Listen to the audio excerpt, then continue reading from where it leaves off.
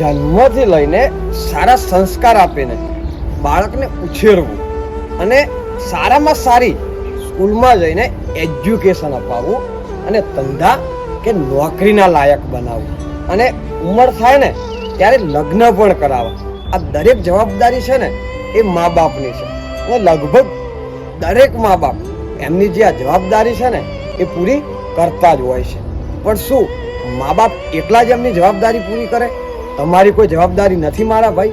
તમારી પણ જવાબદારી છે કે જે મા બાપે તમને આટલા મોટા કર્યા છે ને, જ્યારે એ મા બાપ વૃદ્ધ થતા હોય ને ત્યારે તમારે પણ એમના જે નાના મોટા સપના હોય ને, જે નાના મોટી ઈચ્છાઓ એ પૂરી કરવી અને એમને કોઈ દિવસ દુઃખી ના કરવા મારા ભાઈ. ને એક વાત યાદ રાખજો કે જીવનમાં જો તમારા મા બાપને તમે દુઃખી કરશો ને તો જીવનમાં તમે પણ કોઈ દિવસ સુખી નહીં થાવ વાલા, સુખી નહીં થાવ.